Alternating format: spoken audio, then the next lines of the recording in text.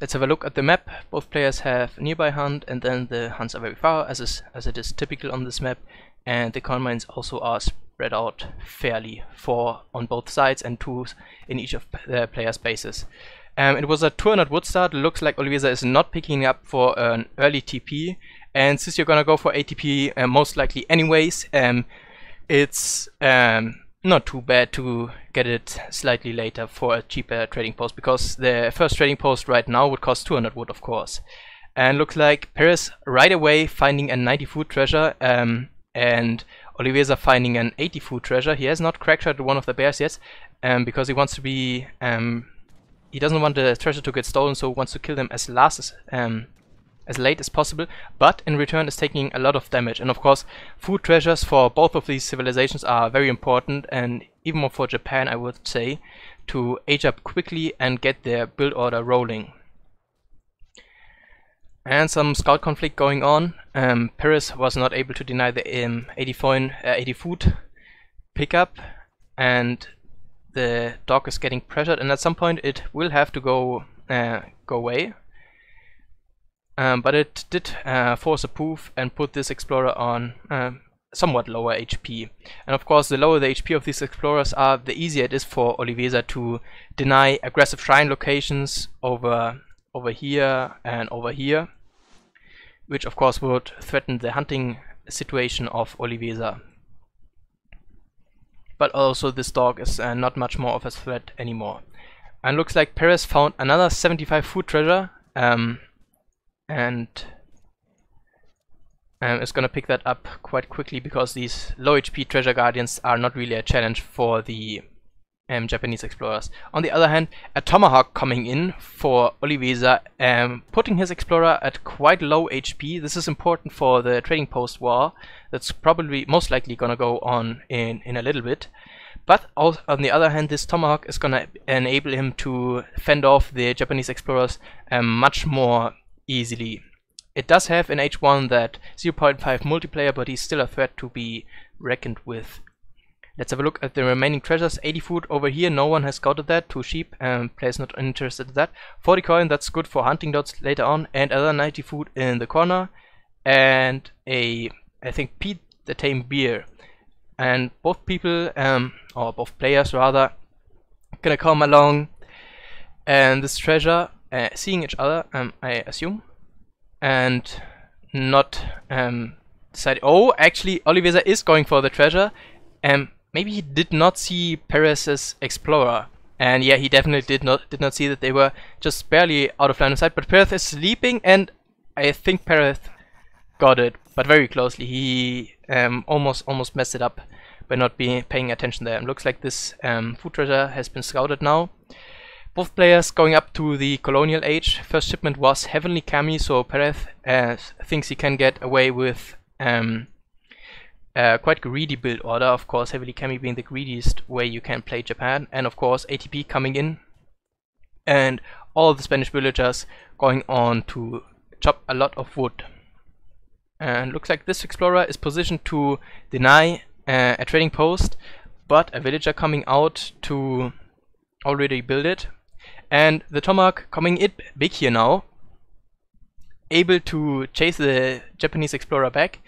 And now this guy has to poof back if he doesn't get killed, and this guy is also at quite low HP, and of course Oliveza knows exactly where he has to go. This is the spot that he needs to defend now, and I don't think Pérez can get a trading post up here with these two guardians or units guarding this post. And that's of course very good, because he can get stagecoach right away, and that's a huge eco boost that he really needs to compete against the big Japanese eco.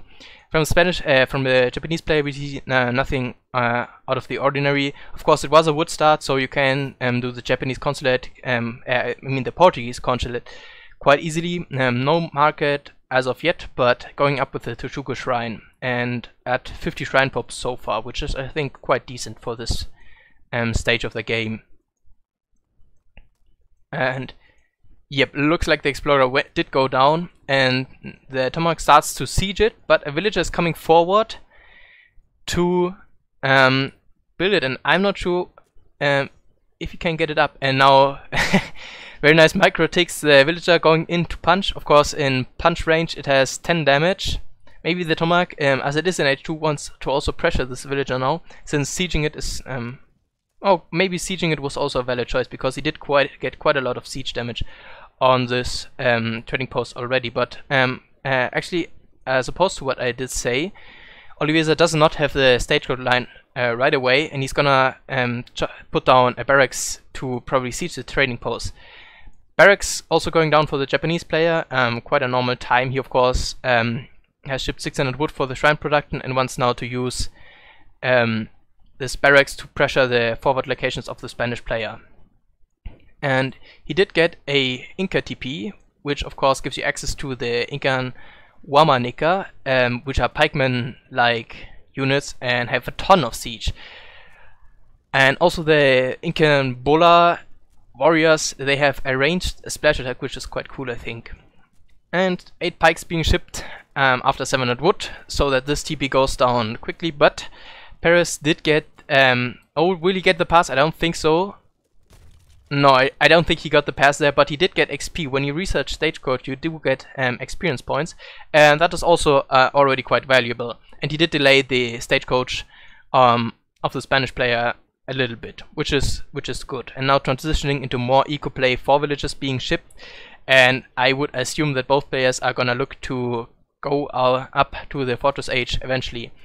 And of course, these pikemen are also very good after sieging the TP to siege down shrines. Generally against Japan you want a lot of siege damage, but the explorers haven't really been contested so far. This villager doing a good job turning the hunt away from the shrines, but they have been able to shrine up relatively freely. They haven't been pressured directly, more the shrines have been pressured, and he is at 120 shrine pop, which is, I would say, quite decent. Let's have a look at the market upgrades. So far I think only the first berry upgrade for the Japanese player coming in. Some Ashigarus coming forward, but musketeers and rotalists being trained, and Pérez not noticing it, and actually neither player noticing anything, but now these Ashigarus will get cleaned up. And Oliveza did go for native treaty, so he built a Lakota and Incan native TP, and I'm not sure when it becomes really worth it, but it of course represents a big timing if you ship this card, because you get free warriors from your native TP. And now he has a big military mass, and actually not going up to the Fortress Age, but aiming for a colonial timing, and most likely with the intent to surprise his opponent. That's exactly what we see here. Pérez is not prepared for this. He only has 4 Ashigarus, and he did not expect so many units to be out so quickly, as he wouldn't have sent his Ashigaru so far forward. Bestiaries popping out of the consulate, but the Clouter getting right on top of them, trying to block with the villagers, and being so successful so far.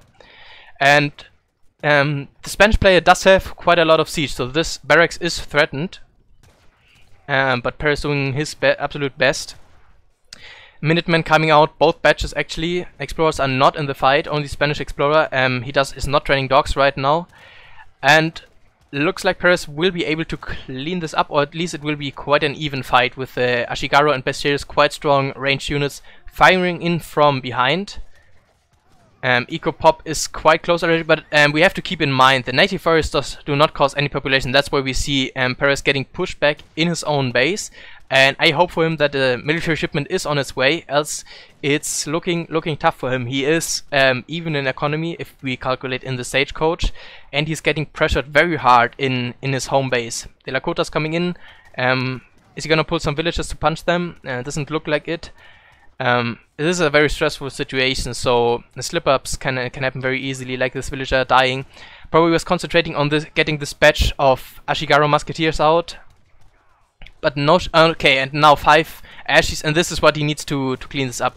Dogs have come in from the Spanish explorer, and it still looks like quite an even fight. There are exactly 10 villagers in the town center, so very efficient. Of course, more Ashigarus in the queue, and I think he's gonna be able to clean it up just barely with the help of the TC fire. I really would have liked his monks, who I'm not gonna check how much HP they have, but probably quite a lot. They do damage, and they also tank quite a lot, so they could have helped swing this fight and make it a little bit easier on the defensive side. Oliveza drag boxing his units away, not the most efficient way of moving them. getting quite a lot of damage on, but his army is still quite potent. The dogs and the Incan and still do some damage, so Pérez has to kite back a bit. But yes, fended off the pressure, and he's sitting at 150 shrine pop, so his economy is very, very big right now. And let's have a look at the villager upgrades. Only the berry upgrade so far, probably as a result of being pressured so hard. And also these shrines, these monks, I'm sorry, are idle. Like, this guy could have already put down 2 shrines if you look at the wood count, but Pérez being busy in his own base defending himself.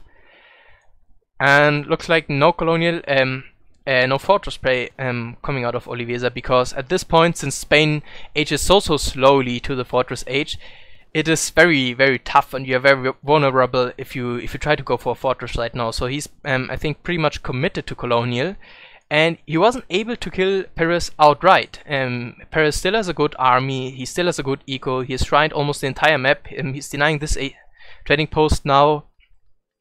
And late colonial is quite good for Japan. They get some nice unit upgrades, also the eco is a lot safer because it isn't spread out on the map. So but then on the other hand, Oliveza does have a lot of trading posts and has the stagecoach and also the map control and also a lot of vision on the map, so his spread out eco is maybe not such a big liability as you would think. Quite an even engagement between Ashigarus and Musketeers, some villagers getting pushed off the coin mine. And these Ashigarus are pressuring the front base. And where are Oliveza's units? He's preferring to push into the base. He can get a good cleanup if he swings his units in, but he might lose some villagers, and this is not what he wants. He needs his economy to keep up with the Japanese player, because Pérez eco is not weak at all, and losing a lot of villagers, I think 6 or 7 going down, and now the eco gap is not mitigated by the stagecoach anymore. In fact, Oliveza is 10 villages behind now. And even with stagecoach, sometimes even then Japan manages to outscale you. He's getting a good catch on this Ashi. Maybe would have liked to see pull the hussars a bit back so they don't get damaged as bad, but he's still able to clean it up quite convincingly. And these these Ashis running in melee, but okay, realizing that the fight is lost and that they have to go back. And if you can kill these hussars, they are low HP, then there will be no snare potential. And a stable coming in, some Yamabushis being trained. We haven't seen a cavalry unit yet from the Japanese players, and he's placing down some dead shrines. I don't know why he's doing that. He could have placed one here, where there's still one animal. He doesn't need the pop space. Maybe he could have invested the wood into some Yumi. I'm sorry, because Yumi are just so strong in general, and we haven't seen that much cavalry from Oliveza. Yeah, this is quite an even engagement, and the longer this goes, the better it is for the Japanese player, especially since the hunting situation is looking more and more dire for Oliveza. He is getting cleaned up in the front, and there are a lot of shrines on his next hunts, and his ecos already spread out quite far. And Pérez is sitting on 200 shrine pop, and now some Naginata coming out. They will be able to deal with this crossbowman excellently, and also against the Incan Ebola warriors. Pérez pushing also on top of this hand. Of course, he knows I'm not sure why I flare all the time when I'm casting alone. But he of course knows that the villagers are there because of the shrines, and Oliveza never really clean out the shrines like he probably had to do. He had a lot of siege damage, but he pushed in with that and never bothered to clean up these shrines at the edge of the map on top of his hunts. And that's coming back to bite him now. More Shigarus running all around the map. Naginata's coming in. They of course know that the villager is here. And he's getting pushed off resources. The remaining villagers that are alive are in the corners of the map. I don't even know where he's gathering. He's actually barely gathering anymore. These are his 3 food villagers, and there's maybe 1 on coin, and that's pretty much it. So no resource income whatsoever for the Spanish player. It was looking so good for him in the beginning, but now he's just getting run around. Ashi raid, Nagi raid here, Ashi's over here. AFK units running into the base. Actually maybe not so AFK. they're gonna clean up these Ashigarus, but a big reinforcing batch of Ashigar is gonna be able to fend this off, and all the villagers died here. Now down to 22, and of course the Eco Pop for Pérez is at 60 now, and yep, he just got out-ecoed and outscaled eventually.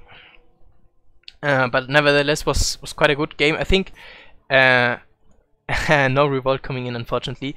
A good start for Pérez was denying this trading post here with some good attention, microing his villager away, and then of course it was a very critical moment in his base where a lot of units were coming in, and he just barely managed to clean it up. And from then on, Oliveza was on the back foot, and I'm pretty sure if you look at the resources gathered, Pérez being ahead for most of the time, especially as Oliveza gets idled later on. And this is a big fight, had been a big fight. It's actually annoying if you have natives, because there is no graph that accurately represents the strengths of the armies. But if you look at all units total, we see that Pérez had a big mass advantage, but Pérez was able to reinforce through it and eventually come out with the win.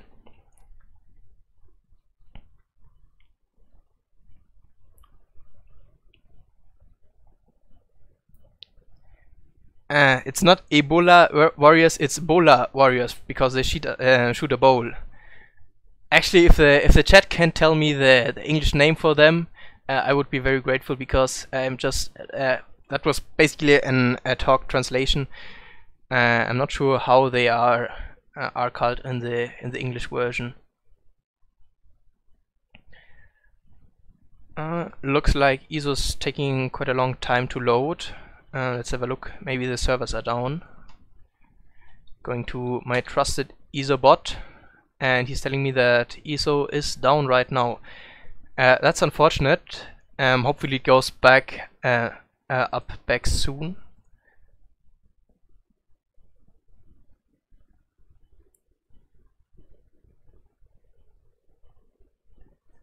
Yeah, it is down right now. But that gives me the time to adjust some stream settings right now. The icons need to be made a little bit smaller and pushed away from the home city flag. I don't know how I wasn't able to, how I didn't see that when I was looking at it at the beginning of the game. The setup looked fine to me. In fact, the home city flags were just completely covered with the team logos. I adjusted them a bit. Hopefully it's fine. Then we'll have a look at the beginning of the next game, if it is suited perfectly. The next map is Fraser River, and a map with a ton of hunt and also 2 separate trading post routes. In my opinion, a very interesting map. I like it a lot because you can get stagecoach TP in your back pocket, which is something I really like to do. And it also encourages therefore more economic play and enables you to get crazy unit upgrades like the Arsenal and late H3 upgrades like skirm combat and such things, which is cool to see these really beefed up units. After that, the map will be Dhaka. Quite an unusual map, a little bit like New England, and also a little bit like no other map actually. The rush distance is very short. You can go for 4 TPs, and it has very low hunt, so aggressive civs are rewarded like Aztecs, and also Ottoman is believed to be the top civ on there. After that, Kamchatka, the classic ESOC map, the first one and one of the best, very balanced. Pretty much any civilization is viable there. And after that, Manchuria, also one of my favorites because of the different trading routes that can spawn. And the coin mines are rich, but they are in the middle, so map control becomes very, very important on this kind of map. And it also has water, of course, which we might be able to see. We have seen some people try Spanish water play because, of course, that second shipment in Discovery Age does not have to be ATP. It can also be schooners for some water booming. Let's ask the bot again what he says to our ESO situation. He is still saying that it is down. It is down. It is not down often, but it is down at the most unfortunate times. Recently, I was introducing a friend of mine to Age of Empires, and at the exact moment where we had everything set up, his home cities were working, his account was there, then the ESO servers went down, and we weren't able to play. They did go up quite quickly after that, which was good, but ESO works in mysterious ways indeed.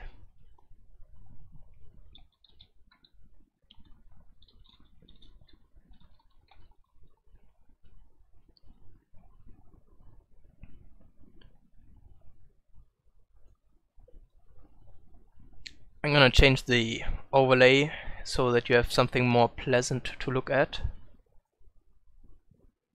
Yep, that looks good. And the countdown, I don't have a countdown, I don't know when ESO's gonna go back up. But we can take a look how this affects the standings, of course. If I'm not crazy, Pérez won, exactly, Pérez won. And that means that the MDS has caught up to the Hudson Bay Bigs. Both of these teams are now have 40 wins and 36 losses, so they are tied for second place. Now this is the second last week for the weeks before playoff. I can't recall the name right now. So these matches are the standings are all quite close, and it's becoming more and more important each map, each game that you win. So Pérez pulling in big, that win could be the difference between going to playoffs and missing the playoffs. So Pérez pretty much, I'm pretty sure, is pretty proud of him right now. Also pulling out quite an impressive win.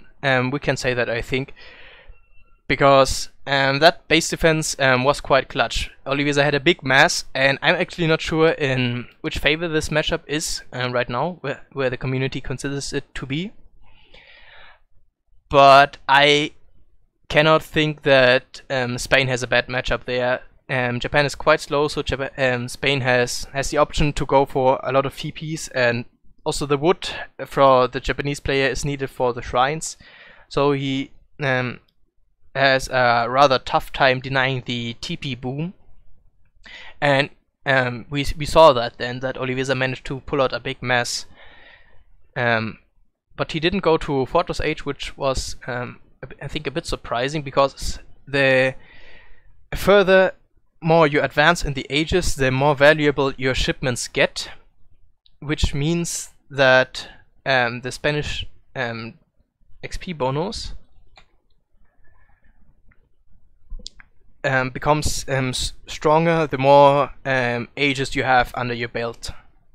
And that's of course why we see so many Spanish fast fortress strategies, and maybe that is an option that is maybe even stronger in this matchup. Going for the TP boom, only making a couple of pikes and musketeers to defend your TP route, and then go up to the Fortress Age immediately and put the timer on with the big 2 Falconet shipment, which is traditionally Japan has had quite a tough time dealing with it, since they only get flaming arrows, which do have more range, but it is quite difficult to use that range effectively, and also the flaming arrows come out a lot later than the Falconet. So if you can go forward with the Falconets, like in also a French hike semi-FF, if you ship Falks first, manage to get the Toshugo Shrine down, and after that just sit back and siege the shrines on the map down, and then you have quite a good game. And I think a similar game plan would also work for Spain quite well, maybe even better, because their shipments are more siege orientated than the French ones.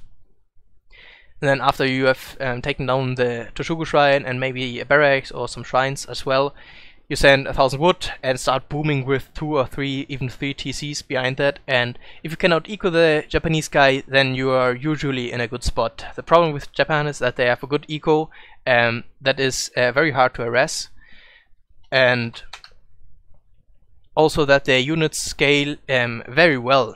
So you have to do one thing or the other. You either need to have much more units than the Japanese player, or a lot more or more eco. And especially against the Japanese unit composition, it's also tough to micro against, because Naginatas are just overall a strong unit, and Musketeers can be out micro, but if they are faster, it becomes tougher, because as long as Musketeers are shooting, they're a fine unit. And especially the Ashigarus are so quick in catching up with anything they're chasing, be that skirmishers, dragoons, hussars, cuirassiers, lancers, so that makes them a lot more threatening even then. And it looks like ESO is back on, and the players telling me they need a quick minute before we can continue, taking a quick break, probably consulting with their team captain and their champion players to think about the next matchup. But we can return to the Age of Empires 3 lobby. Yep, I found the button,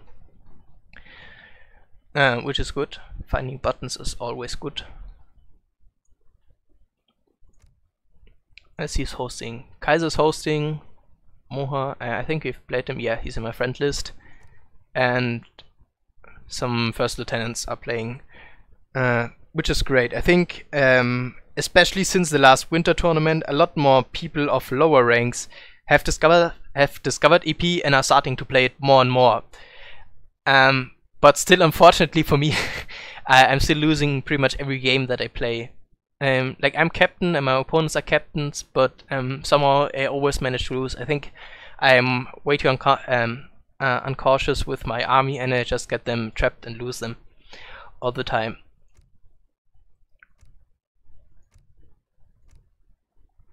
Yep. Looks like Oliveza not on quite yet, but we did write in Discord, so he's gonna be back in a minute, and there he is. I actually don't know who picks first.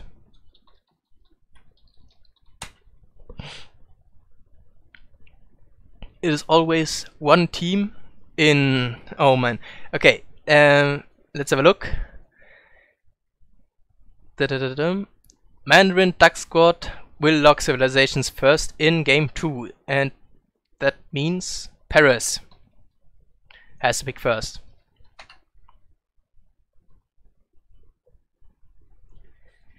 And the map is Fraser River.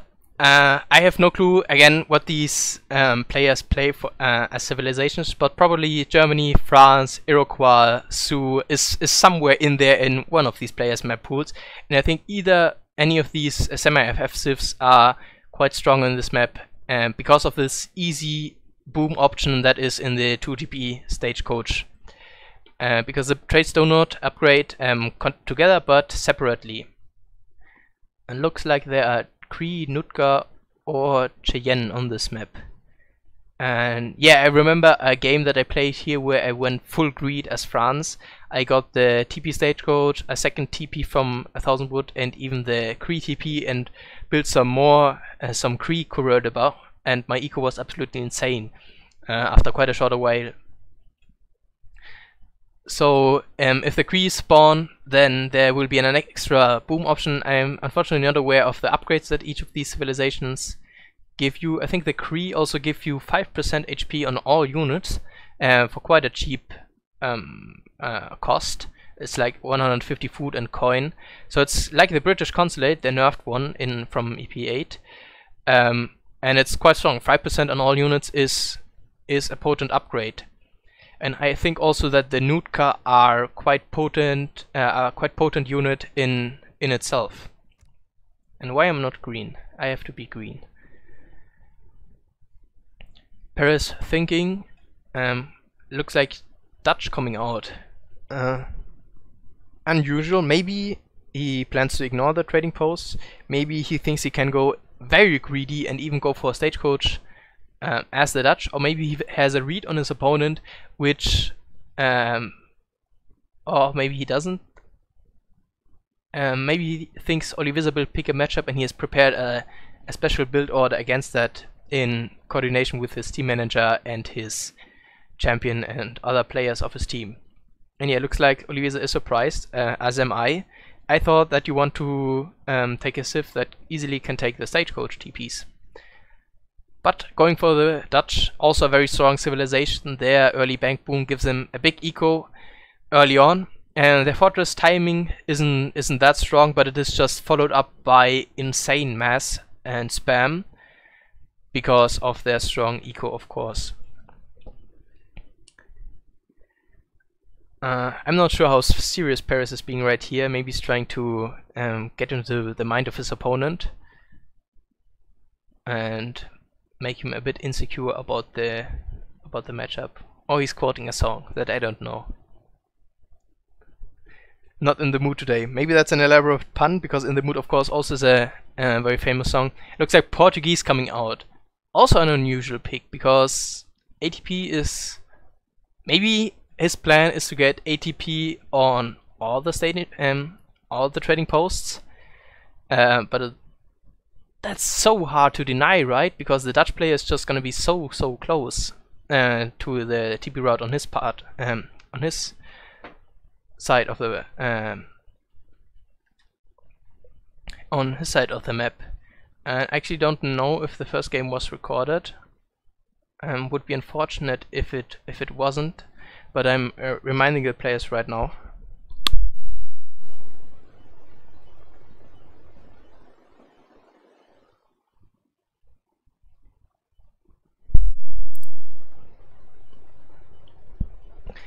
Taking a quick sip of water to keep hydrated.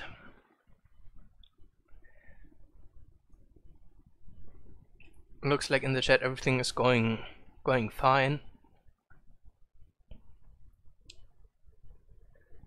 Some discussion going on, like always.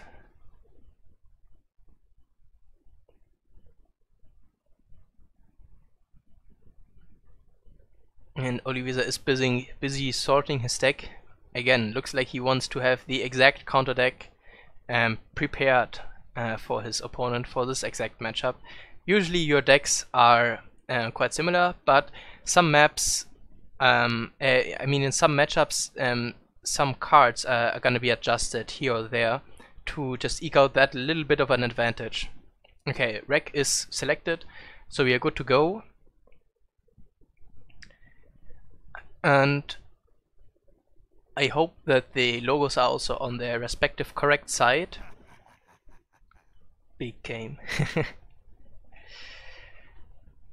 And yeah, just to remind you, the teams are tied right now.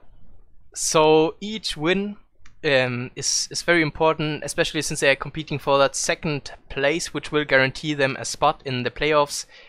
The New World Challengers, the top team right now, they are quite far off. They have, I think, 7 wins. But it's not too far. If they lose badly, they can still be caught. But they have secured themselves quite a decent advantage so far. Having a look at the map. This is a hunt. They are cuddling below the native TP, the native warrior. Looks like all the hunts are there. There are 4 mines here. There are 2 mines here. No, it's fine. This is 2 maps on the 2 mines on the plateau, 2 mines on the plateau. So looks like we are good to go. Looks like Dutch is running off into his side of the basin. It was a wood start, I believe. No, it was probably a food start, since I can't see any coin crate or extra wood crate from the Portuguese player, and of course Dutch can use all the crates effectively, except maybe a wood start. Then they have that awkward 100 wood lying around. They don't really want to go for a TP because they want to age quickly and get their bank boom rolling. Oliveza coming across 90 food, quite good as Portuguese, because that might enable him to age a villager early. I don't know what the standard is actually.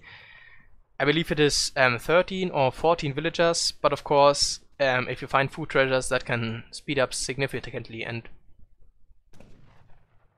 50 food for Pérez and no other treasures. Actually, Pérez found 40 wood in his base, and he has not used that. Ah no, it is lying in his bank. I'm confusing the players.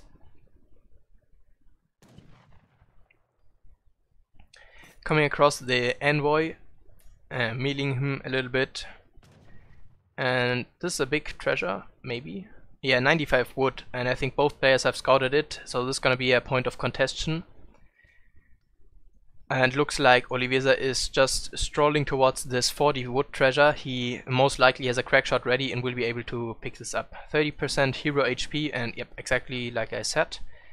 Also quite a good treasure. Below here we have 50 food, and that's a pick for just like a drive-in pickup. You go in with Explorer, take it quickly.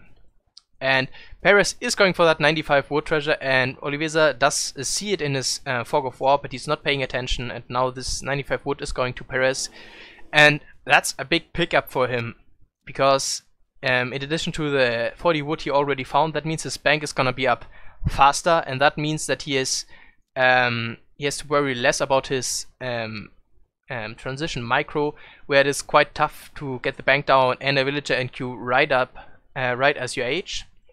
And he is actually only aging just now, 243. That's standard for Dutch, I think. Maybe if you get good treasures, you can cut it down to 220 starting time, and like we observed, the food treasure is able to give Oliveza a boost in his age up time, and is able to age with 12 villagers. Look at that, Pérez going for a trading post in his opponent's backyard, and Oliveza going for ATP, like I speculated at the start of the match. He wants to get all the trading posts here, and Pérez of course knows how to deny ATP, and that is getting trading posts of your own, and especially the wood treasures, 135 that is, enables him to do that quite smoothly. And before we hit into the colonial age and more madness gonna happen, I'm gonna quickly tap out. Sorry if it lags for a bit, to adjust the team logos. Pérez from the Mandarin Duck Squad and Oliveza from the Hudson Bay Bigs.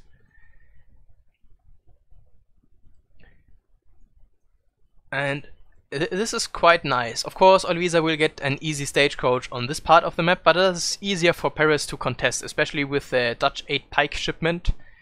He can siege that down rather easily if Oliveza doesn't put up too much resistance. The colonial age discovery wagon making its way over to this part of the map. This is a good spot. It is securing a choke point. It gets line of sight on all over this, and this is somewhat a choke point. He sees this crossing. And there's also Hunt and Coin nearby, so this is a very fine spot for a TC, and maybe the third H1 is gonna go into this spot. I wanted to flare again, don't know what's up with me there, or maybe even in this spot, so it gets line of sight on this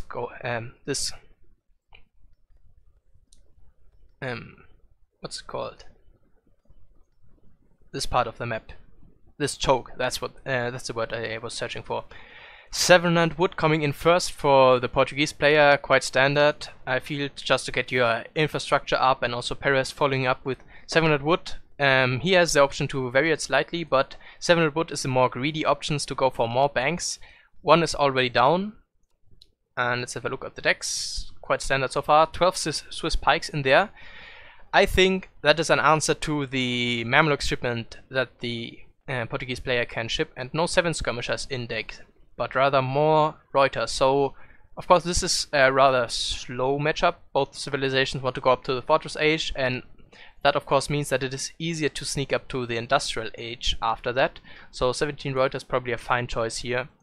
But then again, sometimes we really need that 7 skirmisher reinforcement in the Fortress Age. And maybe he doesn't need, like, infantry LP is also rarely gonna get sent. Or this one here. Increases the build limit of banks by 1. That is a super late game card, because the payoff is just so low. You ship a shipment, and then you have to invest 700 resources for basically 4 villagers, which is an H2 shipment. So I question this card a little bit. Let's have a look at Oliveza's deck. The game don't freeze on me. Quite standard. And Voyage to Japan. The Ronin are in there, of course the Mamluks, and then the strong Portuguese skirmisher and Dragoon shipments, also Dragoon Combat. quite standard so far. And some musketeers. Oh, I'm sorry, I missed this. I'm not sure what went on here. It was a 6 musketeer shipment that looks like killed the hero of the Dutch player, who has gone up to 4 banks already and probably 600 wood in the queue to get that 5th one rolling. And maybe they were trying to poke in a little bit, see what damage they can do. Maybe they can pick up a villager. I believe it takes, unfortunately, 7 musketeers to one-shot a villager.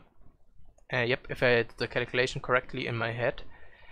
So 6 muskets, a little bit unfortunate for that raiding task, and actually not 600 wood coming out from Pérez, but 8 pikemen and some skirmishers as backup against the musketeers. And he's beginning to siege down on the stagecoach line. Both lines, actually no, the north line has been stagecoached, and this one not yet, because of course Pérez took that TP, and this is where we see the strategy behind placing your TPs coming to fruition. This line is stagecoach and easily accessible for Pérez, and Oliveza paid for this. So if he gets this down and can build some TPs for himself, this is just a very easy and free eco boost for Pérez that his opponent basically paid for, and the equivalent eco boost for Oliveza has been delayed and denied by only this TP placement. So in hindsight now, oh, looks like some skirmishers getting caught by the hussars. They're being away from the pikemen. Looks like Pérez was too confident with his units, and that is something that can put you behind by quite a bit. Losing 3-4 skirmishers so far. If the musketeers shoot a bit, they can get more damage in. And I think actually Oliveza can take the side if he micros his hussars correctly. Not like he's doing right now. They are getting damage down. The pikemen need to die, and then the skirmishers are there for free, and it looks like a cleanup for Pérez because of his mispositioning. He was too greedy, he tried to poke with the skirmishers at the same time as he was sieging the trading posts, and now he has lost basically all his military and is confined to his base.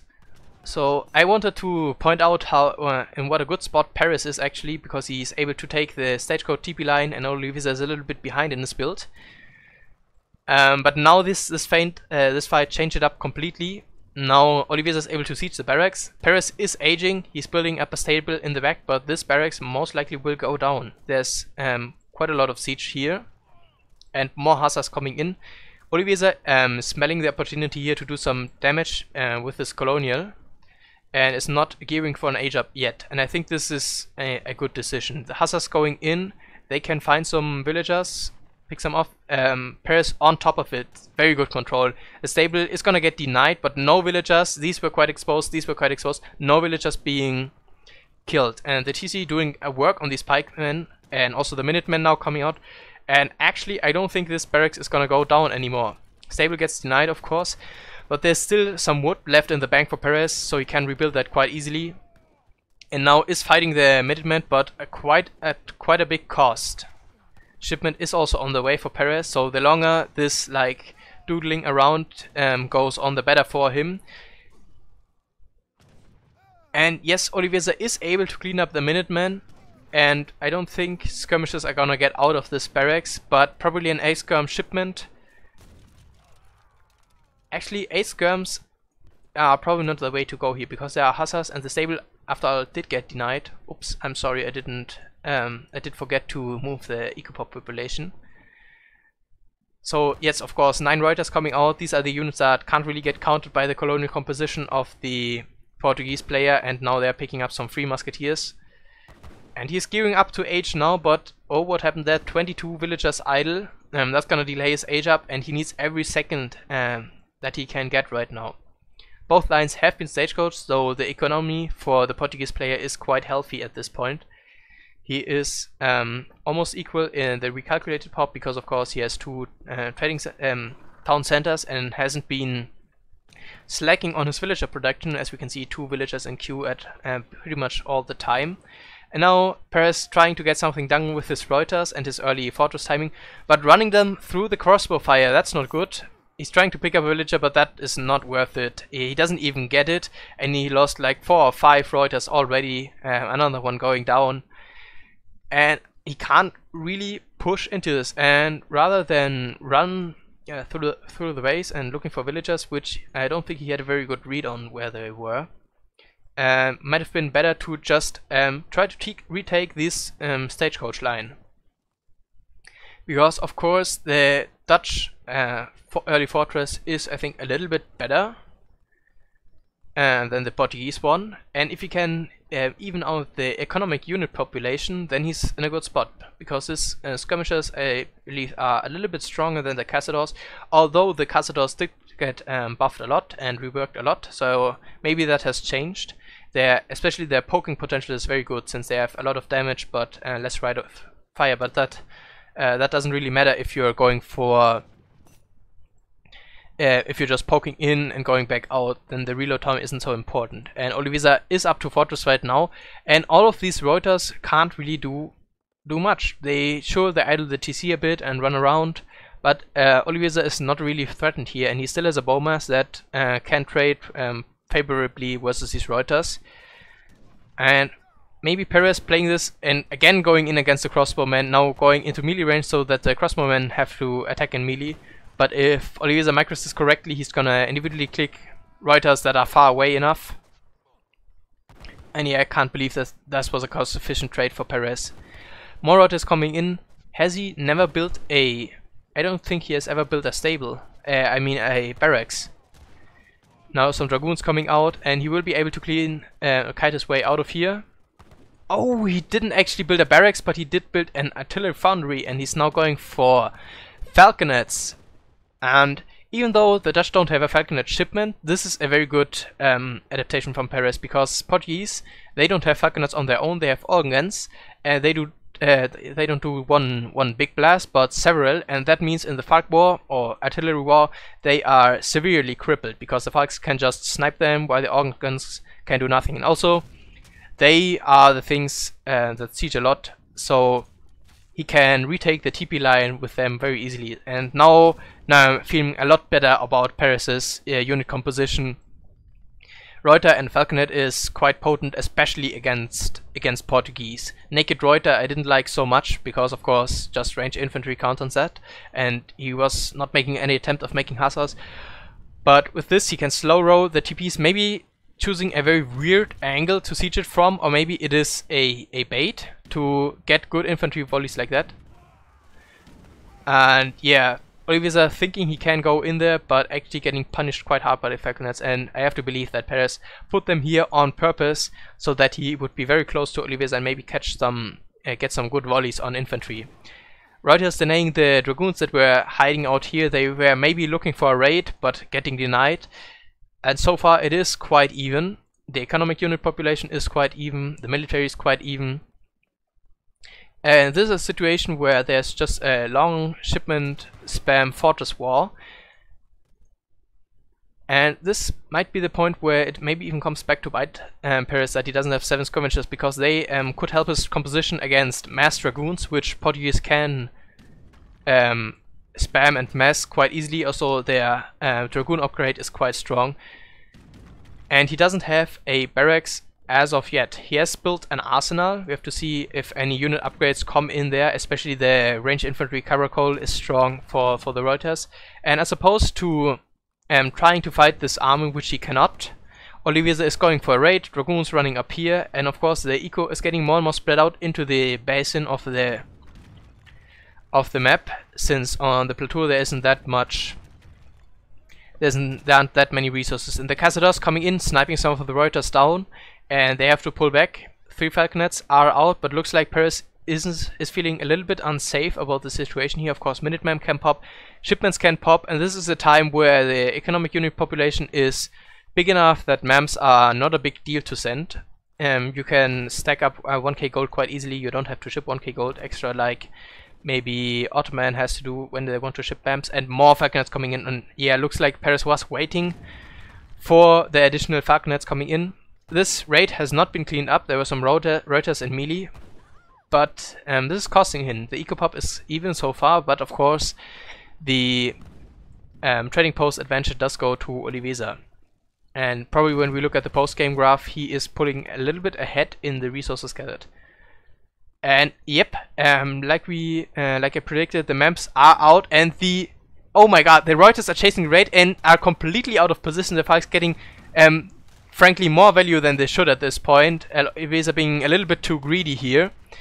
Seeing that the Reuters were so far out of position, just the Mams would have done the job nicely, and he wouldn't have lost, like, what was that? Yeah, like probably he could have saved 7 or 8 Cazadors there. And if he had 8 or 7 more Cazadors and he could just push onto this location, he probably still can, but he would be even more assured of himself and his army strength, and deny the Dutch players resources. But he's going back, drag boxing his units. Not sure why he is doing that. He has the army advantage right now, because there are only Reuters out for Pérez, and they get countered by the Cazadors, and the Mams, they don't have to fight the Reuters if they don't want to. They can just stay hidden. But the opposite thing of what should happen, in my opinion, is happening right now. Pérez going in while Oliveza is staying back. Maybe Oliveza feels confident enough in his eco lead. He still has up 2 trading posts to carry this game. Maybe he's afraid of what Pérez has in the back, and we can see 3 more Falconets coming in. And he's continuing to put on the timer. He's going back so far. He must be really scared of the Dutch player's army, which I frankly don't understand why. There are more Falconets in the queue, and the more Falconets there are, the more threatening it becomes for this skirmisher mass.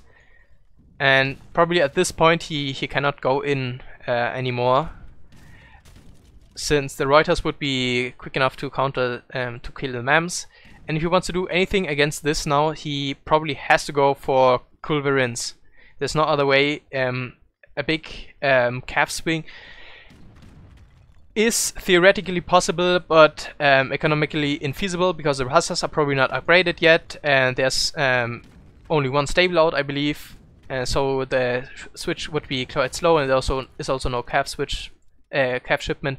And actually, I completely missed that Oliveza was aging up to the industrial age, and if he can get away with that, then the heavy cannons will just have a cakewalk with these Falconets. 5 is a lot, but I still think that the heavy cannons can deal with that adequately, and also some organ guns are probably gonna come from the the Magnet. I don't know if that is the coin one or the artillery one.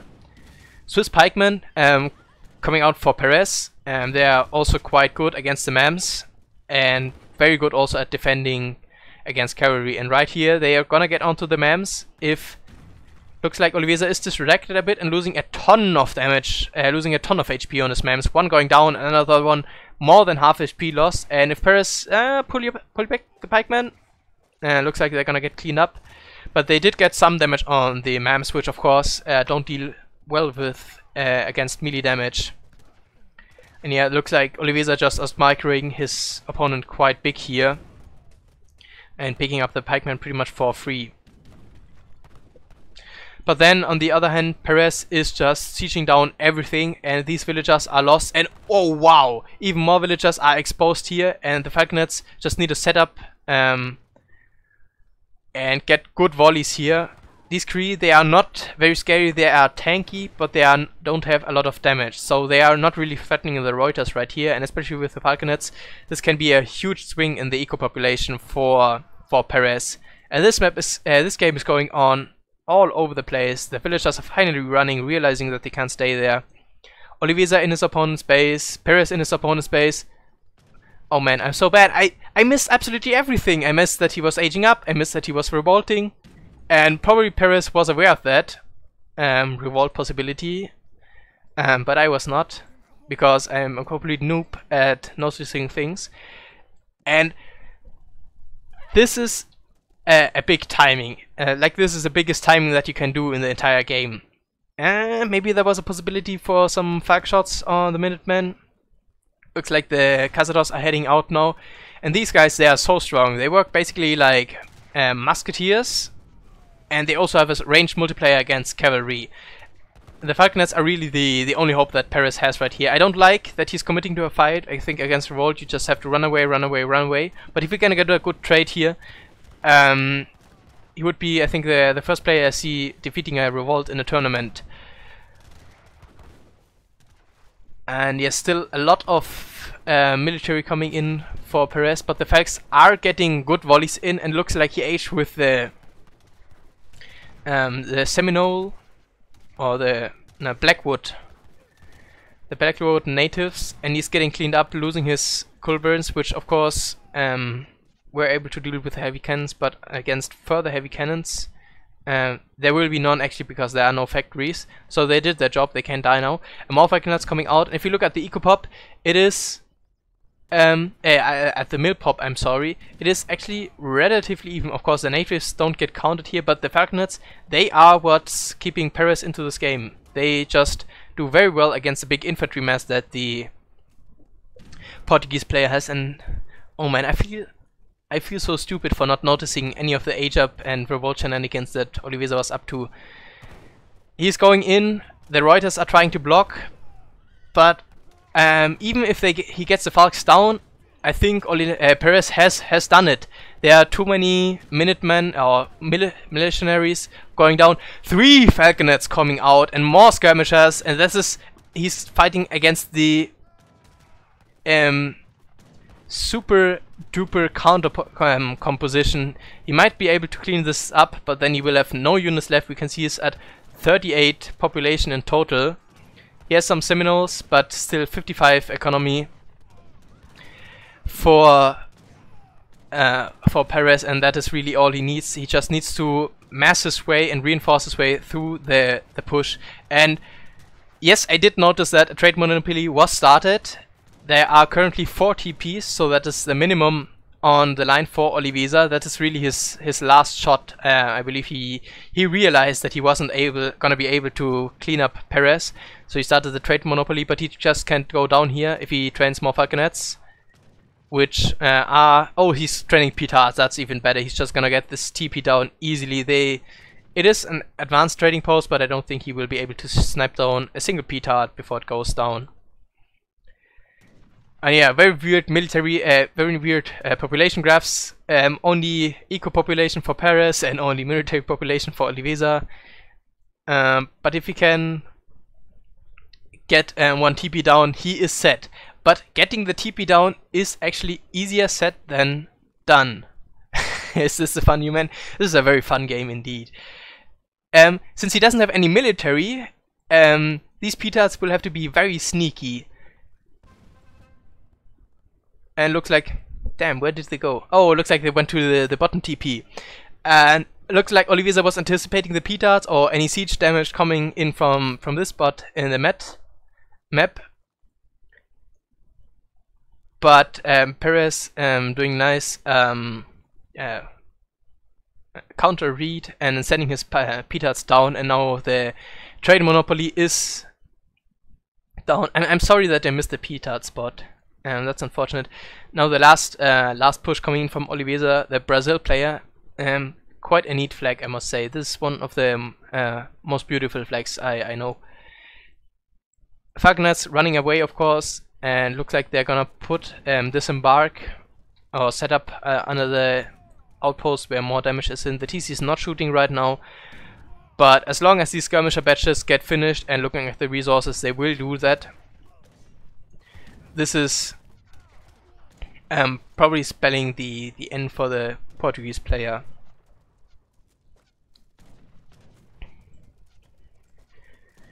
Sieging the foundry, 1 Falconet in the queue. It might not go out actually, but some skirmishers are probably all that he needs. There is no stable. The stable did get destroyed. So the skirmishers are without counter composition. They do have skirm combat and also the arsenal counter infantry rifling coming in. No upgrades for this colorful mix of units that Oliveza has assembled here.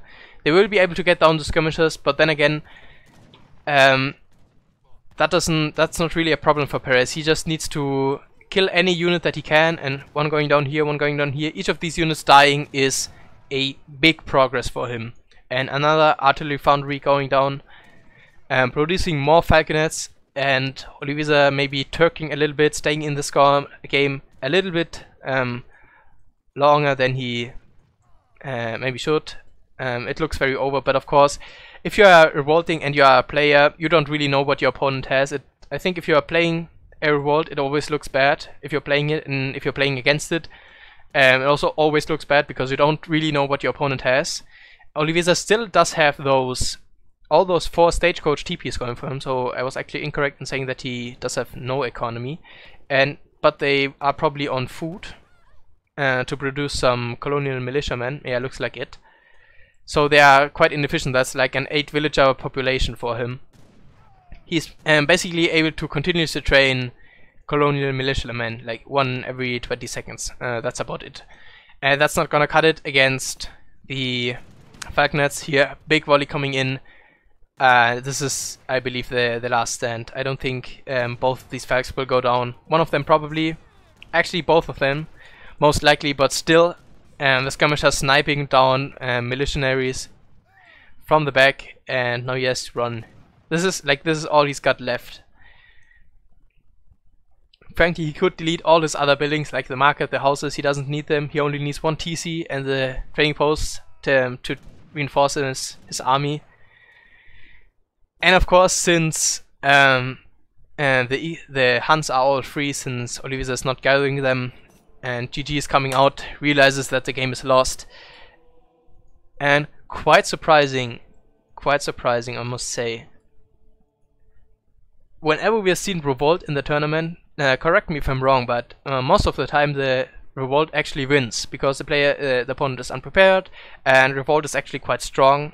Even though it is a cheese and niche strat, it is a potent strat, and even performed at the top level, like Tevin showed. But probably against Dutch, which have their strong banks, so a pretty strong and safe eco, it's one of the harder things to pull off a successful revolt. And we were able to see that exactly like you want to do. Pérez was able to reinforce through the revolt advantage, and yeah, Oliveza was ahead, a military pop, and then he wanted to revolt, and then he revolted, and then of course his units dried up, and we can see big massive units coming in, but eventually getting drained out. Like, this fight went on for almost 10 minutes, and it took so long for Pérez to finally drain out his opponent of more reinforcement opportunities. And yeah, that concludes game number 2. It is now 2-0 for Pérez, and now the Mandarin Duck Squad are taking the 2nd spot on the leaderboard, pulling ahead of their direct opponents, the Hudson Bay Bigs. The Bigs, of course, had a very good start in week 1, where they won quite big, and after that also have performed quite well. But now falling back to 3rd place, probably for the first time, I believe. This first. Yeah. You look first. Yes, Oliveza has to pick first now, and the map is darker, and probably we're gonna see Ottoman, because Ottoman is the Civ to play on this map.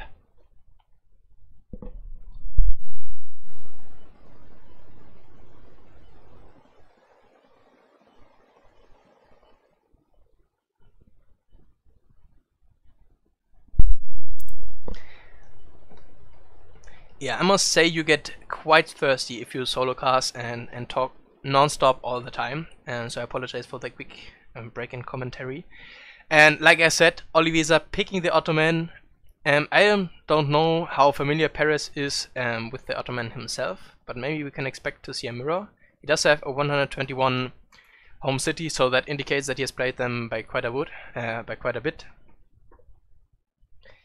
And of course, player is referring to B-Winner, the French player who always plays, or not always, but plays a lot of Ottoman. Kind of like me, I always play France. But in contrast to me, B-Winner is actually very, very good with Ottoman, and able to beat even the best players with it. And if I recall correctly, he has quite a decent performance so far in the EPL, losing his first in the first week quite badly, 0-5, but then coming back with a 2-0 defeat and then winning 4-1. And I don't know against who he is playing next, but he's probably gonna perform well there as well.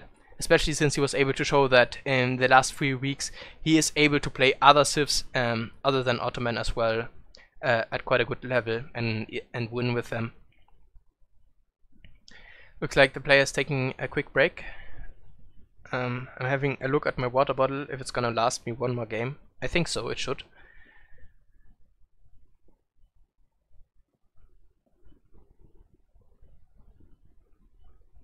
And looks like the chat is discussing how much resources a revolt costs and a trade monopoly costs. And that's right, the trade monopoly is quite expensive actually. So you have to be sure that you are getting at least some value out of it. Like either winning the game outright or trapping your opponent's army in an unfortunate spot where they are trying to siege on a trading post maybe. So you have to be sure you can just like throw away 1.5k risk into the trade monopoly and then lose it like nothing, like we saw Oliveza do in this game, unfortunately because of the sneaky petards, backdoor petards.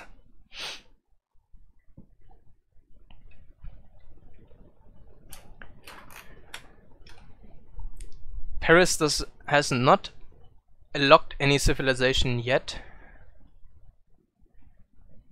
I assume it's gonna be Ottoman.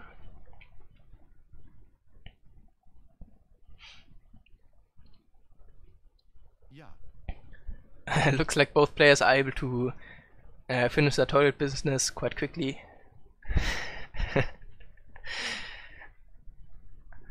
Which is good to see in healthy adults. That should go quite fast.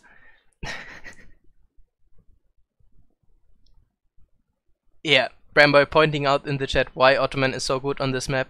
You get a great stagecoach line, and also the galleys in the pond are very strong. I think they have less HP than caravels, but more damage, so that's of course very good if you want to shoot at things. And Pérez going for Azzy, and as I think of that, I recall that I have to update the score, and the players have to record the game. Aztecs coming out, and quite a fine pick in my opinion as well. If one civilization can stand up to Ottoman on this map, it is probably Aztecs with their new 2 Warhard age up upon 2 colonial. They just get such a big timing and mass in early to mid colonial that is quite hard. Better check if you have a deck, Pérez. That is quite hard to handle, and they are probably able to contest the Ottoman stagecoach TP. Like Otto can't just do his FF thing without losing the TP line. So it's gonna be interesting to see what the players go for. I predict that Aztecs gonna go for some forward warhard aggression, and Ottoman either is gonna try to contest that and take the TP line and then win on the back of his strong eco alongside a probably Jan Airbus and maybe a little bit of Hussars combination, or he's just gonna neglect the full TP line, go 1 or 2 TPs and go for the Fortress Age, and then try to reclaim his spot on the map with the Falconets and the Mams and the Janissaries, and then set up even maybe a stagecoach line and 3 town centers with the 1000 wood that he has seen has become more and more common in the last few weeks. Ottoman FF with 1000 wood to get that eco rolling, so it's quite interesting and new to see this Ottoman eco style. Let's have a look at the map and the berries. This is the only map where I check berries, I think, unless Japan is involved. Looks like there are 1, 2, 3, 4, 5 funds, and 1, 2, 3, 4, and the elephants are over here. So that is exactly even. There are just a ton of berries on top, and actually no berries on the western and eastern part of each of the map, except for the player spaces. I assume that's normal. If it's not, it's fair, so I think we are good to go. Aztecs going for a trading post looks to me like it was a wood start, and he's neglecting to go for the, what's it called, the thing where the guy dances, the fire pit, that's it called, and is using the warrior priest to scout for yaks and to pick up treasures. And It also, I think, speeds up your villager garrison by a little bit, because you don't have to build that fire pit. But then again, of course, your explorer is slowed down because he has to build a TP.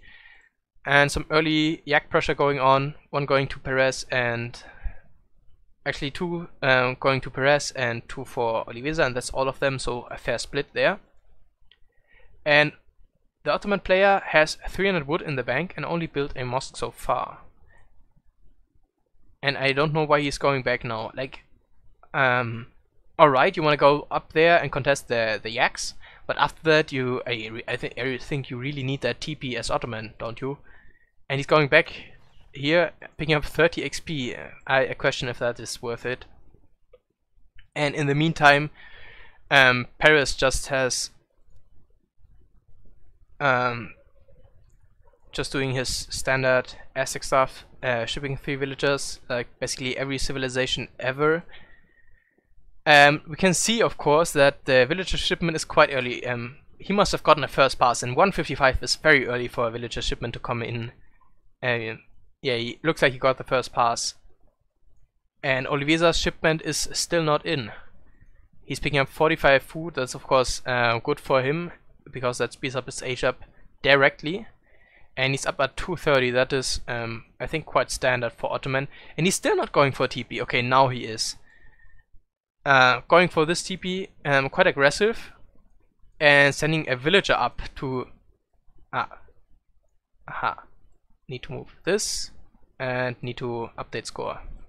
Finally, I remembered it. And sending a villager out, that costs a lot of villager seconds. Yes, this villager then can hurt back this hunt maybe, but still costs a lot of villager seconds. And if you had just gone for an H1 TP, then all this walking time would not have been needed to be spent. And that's probably 50-60 food that he could have more. And of course, the Ottoman eco is quite tight early on. And deleting the TP, okay, now rebuilding it. Yeah, see, if he snipes the line, he will most likely get up this TP. Since he is full HP. And ASIC player aging up as well. Going up with the Shaman, that is the Asia politician that guns you 2 warheads, and of course that's a very easy decision where to plop them down. Right in the middle they go. And the fact that Ottoman has gone for 3 TPs now actually, and gone for this one, this makes me think that he wants to go for some more colonial orientated stuff, because 3 TPs usually indicates that you want to take the TP line, and even taking another TP here. And he did age up with the tower. This usually indicates an FF. But it could also be that he just wants to control this choke up here. Nope. Looks like he wants to control the pawn and the choke down here actually. This could mean colonial. This could also mean that he just wants to set up for some strong fortress positioning, taking the Bhakti. Unfortunately, there's some obscure hotkey combination that makes the text appear, but I'm not able to execute it. But I think they give maybe some berry upgrade. These ones are berry Bhakti as well. Yeah. They give some 40% berry gathering upgrade, which is of course quite strong on this map. And both players confusing me. Pérez also going for the upper warhorse. They are able to control this part of the pond and also directly threaten this TP line. And both players, or not as much attention as I would have thought, goes to this bottom crossing right here. Of course, this is where the rush distance is, and it is quite short. But neither player is interested in that, and also quite confident that the opponent will not push across it, as we would probably be seeing some walls going down in the middle of the map. First shipments coming in for Oliveza, 700 coin, 700 food. Quite an interesting shipment. Usually that's 700 wood for infrastructure, and we can see he hasn't even built a house. That's why he was able to go for so many trading posts, and he's not training villagers. What is he doing? Like, wow, that leaves me speechless. Six boomers coming out from the ESOC player, no shipment, taking the trading post line, and there is no military building whatsoever for the Ottoman player. So ESOC, if he is aware, probably he is aware of the infrastructure in his opponent's base, he can just freely siege down the TPs. And Oliveza has sacrificed so much for that. He has idled, like, probably deleted 3 or 4 villagers because he hasn't built a house, and now he just loses the TPs for free. He does get up to the fortress age, but not at an extraordinary fast speed. Like, looks like the age up time that we're gonna get is quite standard for Ottoman. And he had an inefficient shipment of 700 food in here, and he lost so many villagers. We can see double the eco pop for the ESOC player, and he has also been quite greedy, or he has been quite greedy himself. He has market upgrades on his villagers, hunting dogs so far, and he has also sent the warrior priests. And we're gonna have to observe if they are on the warrior priest dance or the XP dance. Some maces coming out, just doing some harassment. That's like 20% of the Ottoman eco being idle right there. Now it's 50%. It's just insane how little villagers he has, and I don't think Pérez has identified this, and he's just gonna be confused how little matters Oliveza has. He's going up with the galley and 400 wood, as opposed to the hussars, which probably wouldn't have done much. Now the last TP going down, this TP is not gonna go up if the Pérez notices it in time. Coyotes coming in from the shipment, I believe it was changed to 6 coyotes. Are they gonna get a villager? Like, each villager is 10% of the eco. Like, imagine losing a villager and it's as bad as if you lost like your imperial bureaucracy or economic theory upgrade. That's how bad that's how important each of these villagers are for Oliveza. Looks like they are on XP dance because we only see 4 warrior priests right here. And since, of course, Aztecs didn't age fast to the colonial age, that makes it much easier for them to age up to the fortress age because they have that fast politician available. It looks like Fox near the pond and near the galley in the pond, getting some good volleys. Coyotes running forwards. Jans are in the way to block it, but of course near that galley he can feel quite safe.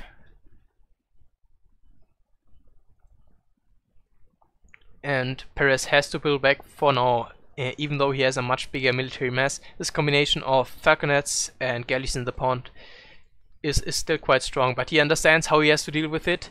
He just goes away from the pond and starts to harass the enemy's eco. And it's going on in the base, and he's probably just gonna right click the TCs. Of course, unfortunately, the reinforcement pass is being cut off by the frigate that is now shipped in the pond.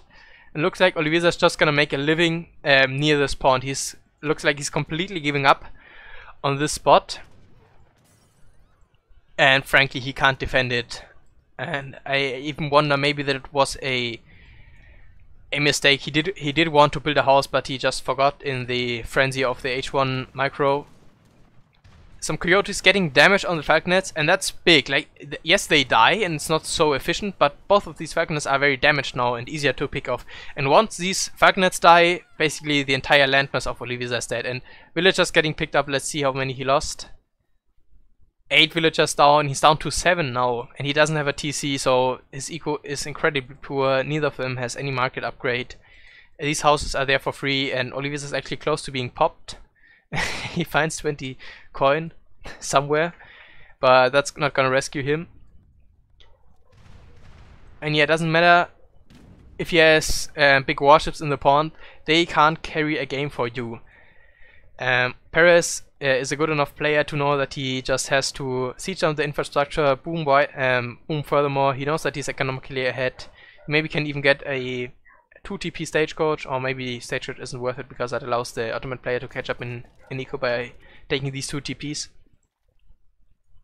But the situation is looking quite grim, and it's also reflected in the score. 130 to only barely 100. More houses going down, and actually 0 population going for Oliveza. He has and it's probably gonna take him like 5 minutes to establish enough houses to be able to train more units. He's pushing in with the military that he has, but the, what is that, like 15 Janissaries, that is not too scary, and he's not confident enough to push into his opponent's base. Mosque going down, that's the final XP trickle that he has. Actually no ATP going down, and one thing that Pérez can't do just now is siege down this little spot right here. But it frankly doesn't really matter. If you have 7 villagers, you lose pretty much no matter what.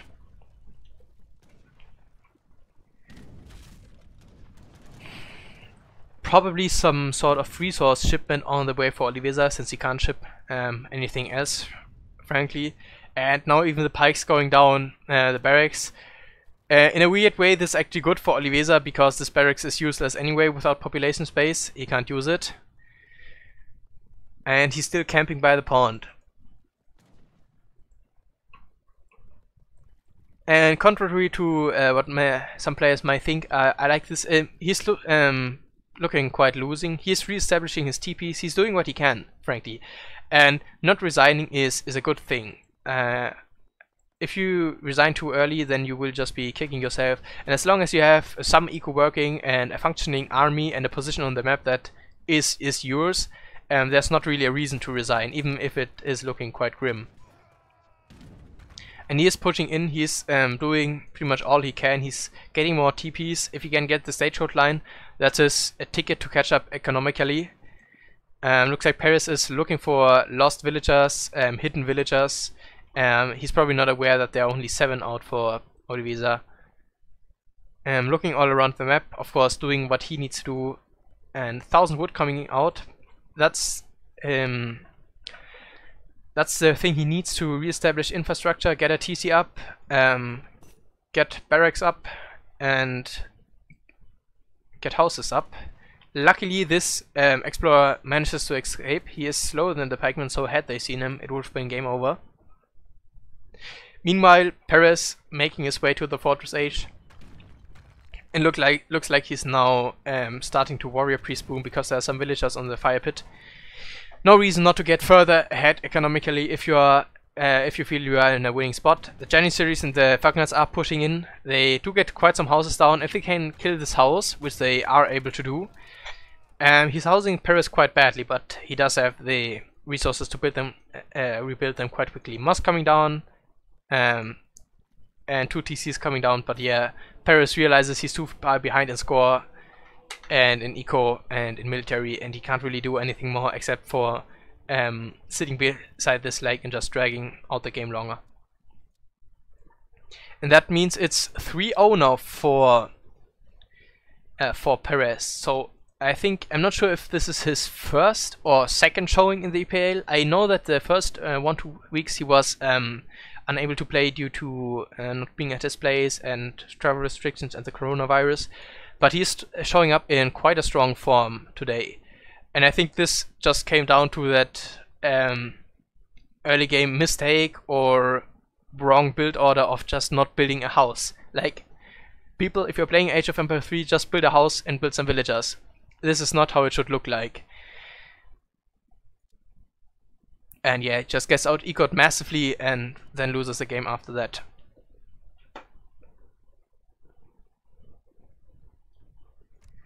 Okay, I was quickly worried that the ESO servers would be down, but they aren't. And now we are gonna go into game number 4. Right now the score is 3-0 for Pérez, and that means that the Mandarin Duck squad has pulled ahead by 2 wins onto the 2nd place. So they are getting closer and closer to that first spot, which is of course quite juicy to secure your way into the playoffs. Pérez is the first player to pick here. Kamchatka, quite a standard map. Pretty much anything can be picked here. Brits can be picked, French can be picked, Germans have traditionally been very favored by the top players in this matchup, usually because it's the first map, and Germany is quite a strong civilization on this map. and then the players just decide to mirror because it's a fair matchup and also a very interesting and good one. So we see a lot of German mirrors on this map, or on the very high level. These players aren't the highest level. They are very strong, of course, but they are not PR 40. So these kind of players, they have more unique playstyles, and maybe I'm not so familiar with the German mirror if it's not one of their main civilizations. And German mirror is, of course, quite demanding, because if you slip up once and lose your army mass, then you are pretty much done for, because the units just snowball so quickly, and losing one fight basically means you lose the game.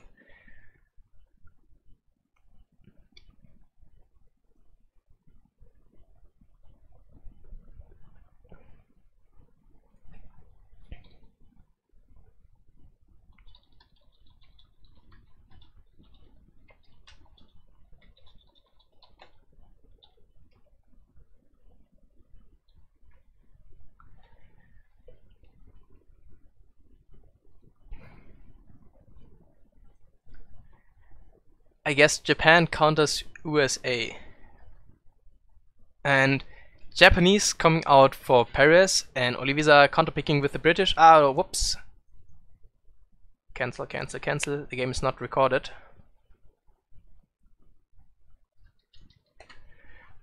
Yeah. This is also...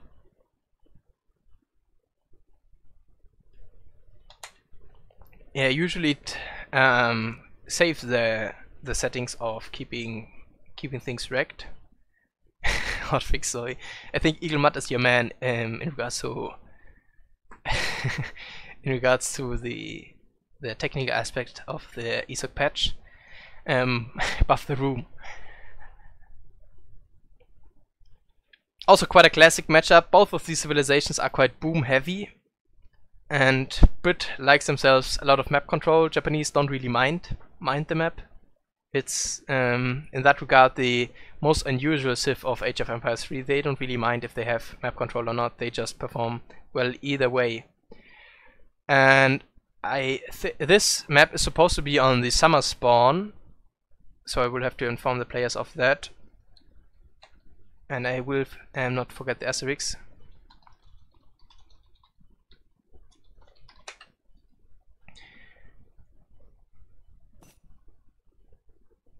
I'm not sure if the players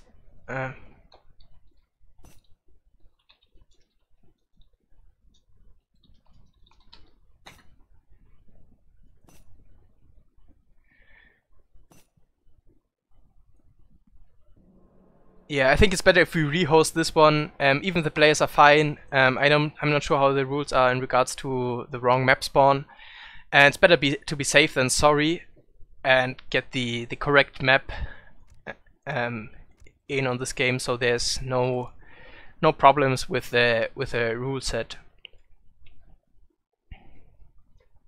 Yeah. Yes, you should always try hard in tournament games. If you have a look at my tournament record, I pretty much lose every tournament game I ever had, but that doesn't mean I don't try hard. I try it as hard as I can, and unfortunately I still lose, but that's it. Quickly we'll have a look at the map once it spawns in. I'm sorry, quickly had to tap out, so it might lag a little bit more than it should.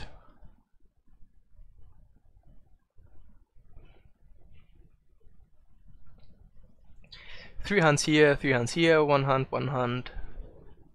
Yeah, perfectly even. This is a beautiful map, spawns in perfect balance, like all things, like all maps should be.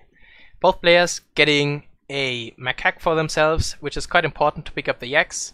I think, I know in Hudson Bay you don't get any sheep if the winter spawns, but on this map, either way there are goats that spawn. It looks like the first pair goes to Pérez, and the second pair is over here, and I think Pérez has already seen that as well. Yeah, he has gotten line of sight from the TP and the treasure, and he's getting actually 4 4 goats, which is a good eco post for him, but Oliveza, using that slight moment of safeness by Pérez, where he was trying to hurt his goat, trying to bring his goats to the TC safely, and quickly snipes down the tiger and gets himself 85 wood. Of course, this Freitag here does 18 damage, so with this guy you can easily take any treasure. He does unfortunately die, so scouting is now very limited for Oliveza, but he did get an 85 wood treasure, which allows him to build up a second house, I could swear. Where is it? Like, it has to be somewhere, right? He only has 1 house so far. Or maybe he just used it so that he doesn't have to... Ah, no! Man, it's right in front of my eyes and I can't see it. But he's dropping down a trading post.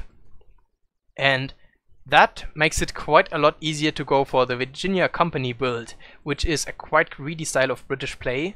But if it's gonna work against one civ, then it is Japan, because they are one of the slowest civs, and British like to boom against slow civs, and Virginia Company is extremely good against slow civs. 80 wood being scouted for Pérez. If you can pick that up, that's good for him, but only 1 monk in the area so far, the other one being busy with this 40 wood treasure over here.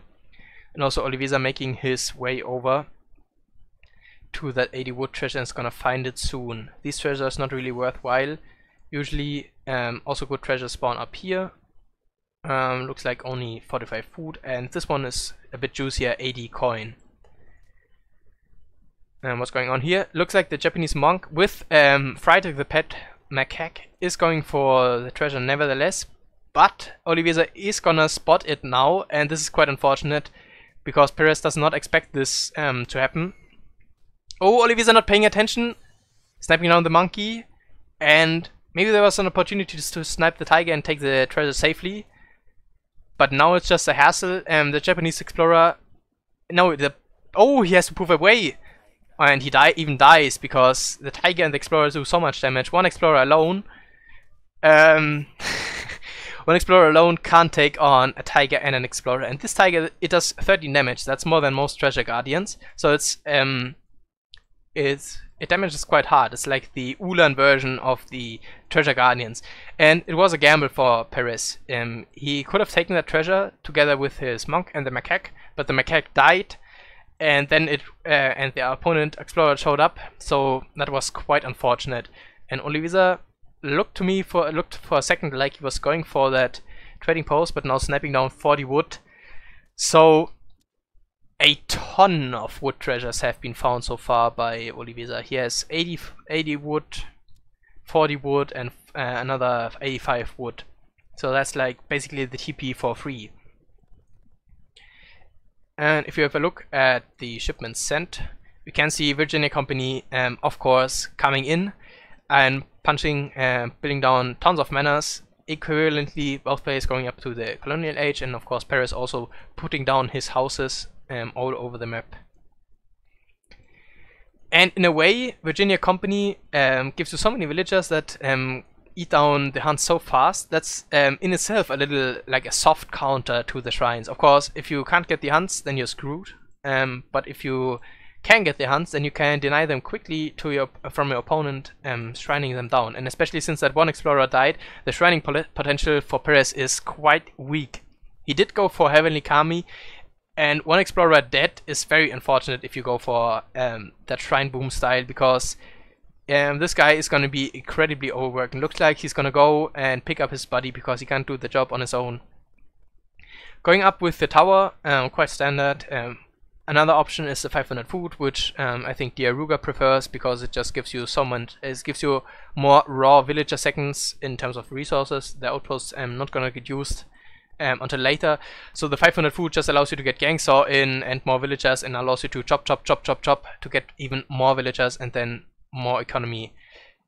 Yeah, both Japanese monks up so far. Since the pet macaque died, Oliveza is having trouble to contain this. And he is building a church actually. Oh, this is very nice. Like, I was thinking about this a couple days ago. I don't think people build enough churches in their games, especially against the War Chief civs and against this.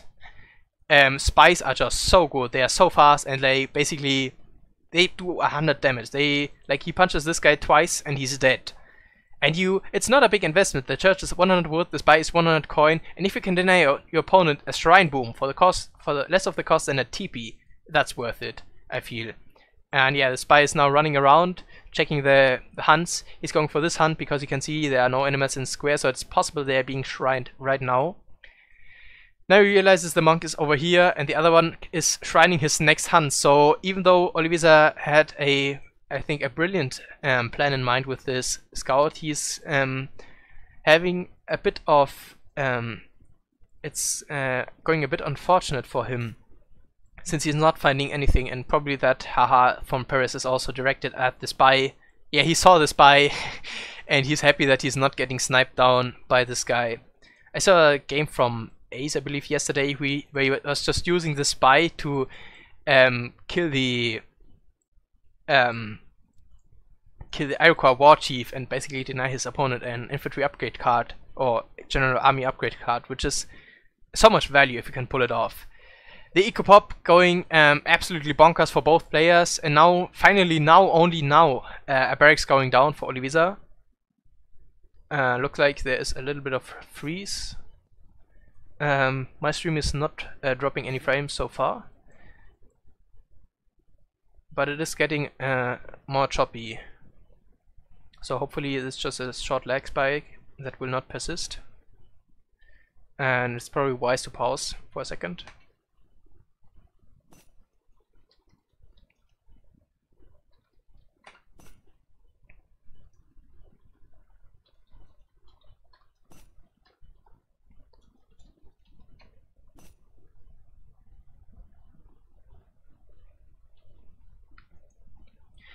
These were some hefty freezes, and if it keeps continuing like this, we're gonna have to see what we will do.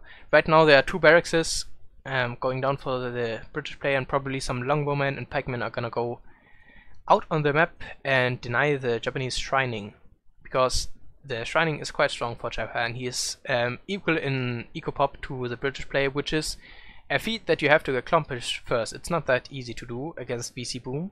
200 mana pop. So both of these explorers have been quite busy bees in terms of putting down shrines, and 658 40 villagers, that's decent for VC. Maybe could have been a little bit more. He has sent 600. Looks like Oliveza's dad was starting to watch some Netflix. Well deserved, probably it is in the evening on a Sunday. But of course unfortunate if we are trying to play a tournament match here, and it looks to me like it is better now. The game is running smooth. Some slight freezes, but it's definitely better than before. Some Ashies making their way across the map, and look how full this base is, like how much infrastructure. Look at the minimap, how much blue stuff just there is. The settlers have full market upgrades basically, and he's gearing up to go to the Fortress Age. Probably 700 coin gonna come in next. Yep. And gonna go for the Fortress Age, and most likely some Falconets to deal with all these shrines on the map. And he's actually being active on the map. This I like. This spy has unfortunately not gotten anything done so far. Of course, the unfair thing is the Japanese explorer can always poof back when he sees this guy approach. And yeah, just like we saw here. But at least he's denying some areas. But now he's gonna get picked off. Unfortunate for him. And yeah, I wanted to talk a little bit about the 600 wood. That's as far as I'm aware, a questionable choice if you're going for Virginia Company, because you don't really need it for houses, which is why you usually ship it. So if you ship just 5 villagers, you get more basically economy out of that, and 600 wood is more of an aggressive shipment like it would be for France or Germany, where you use it to put down military buildings and build units with it. But hasn't done that and still has 300 wood left over. Excuse me. Probably gonna use that to upgrade his longbowmen. Actually not. He's building some walls with it, but I can't imagine that costs 300 wood. And he's also training longbowmen, so that's where the wood production is going. And he is aging up, and he's taking a lot of resources. Like, this might be, and maybe this is a fast industrial. Just based off how many resources he stacks. But of course, with a huge British eco, you're gonna stack a lot of resources. But then again, if you want to go fortress, you would invest more in longbowmen, wouldn't you? So this big stack of resources is puzzling me a little bit, and players proposing a treaty game, since there has not been too much action on the map as of lately. And there are people that accuse EP of being like basically no rush 10, and yes, the industrial age is coming in. Let's have a look at which the magnet. Damn it, I forgot which one that was. Probably the Falconets, because the 1k coin is not even better resource wise, and also a lot very greedy, which is greedy fast industrials is really not a thing you can go for in Supremacy. People accuse EP of being no rush 10, but the thing they forget, there's always the threat of some action being, even if there's no fighting whatsoever. Usually there is some fighting, like we saw here. Ash is picking up something, the spy denying the scouts. Like, that's all action that you don't have in a no rush 10 game. And then again, there's always the threat that there could be a push happening, so players can't just go blindly rely on their no rush 10 boom. They have to be aware of the map and scout, so it's a lot more interesting than just a blind no rush 10. So just answering to some critique that I find was unfair. Pushing in now, Pérez noticing that something is up. He has shipped the daimyo. He is also up to the fortress age, probably with the shogunate. Exactly, and he's now sieging down the British TC. Yeah, Oliveza has been playing a bit funky these last few games, and if you have a read on your opponent like that, then you might suspect him of going for a fast industrial. But it looks like the Minutemen are gonna go out, and the Falconets were shipped to some other undisclosed location. Oh no, the magnet is the 1k coin actually.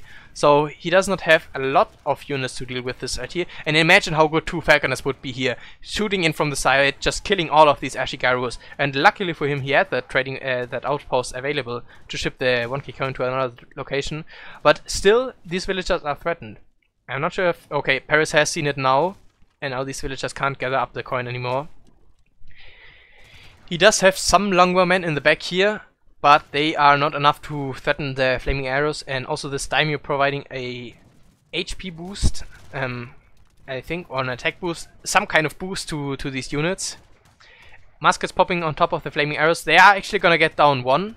A bit of sloppy control from Pérez, maybe, not controlling his flaming arrows as well as he should be, especially since they are sitting right next to a barracks. Like, you can expect units to pop out there at some points. And 3 rockets being shipped. It looks like all the Ashigaru are going into melee, and big rocket volleys going down. They have been buffed, mind you. Their projectiles are traveling faster, but they are all getting picked up by the Ashigaru in melee. Flaming arrows did go down, but at the same time, the economic unit population is looking grimmer and grimmer for Oliveza. He has no resources on this part of the map. Also, he is getting zoned out. He has only a little bit of a pocket up here, and he's getting cleaned up in his main home base. Colonial musketeers in Industrial Ace is a bit sad to see, but of course, it's tough to upgrade them. Right as pretty much the last of them die, they get upgraded to veteran. So the last one get a badge of honor before they die. But more Ashigarus coming in. They are of course also disciplined, and this is just a relentless military pressure coming in from Pérez, which I don't think Oliveza can deal with at this point. He's building a new outpost to ship things to, because of course he wants these access to the strong industrial military shipments, but he realizes he did get a factory out, but he realizes he just can't defend it. I don't even know where it is. Frankly, where is it? Has to be somewhere, right? Wow. He hit it so well that even the caster with map hacks can't find it. Ah, here it is. But yeah, it's gonna get... TP is gonna get pushed, then these villagers gonna get spotted, and then the factory is gonna get spotted.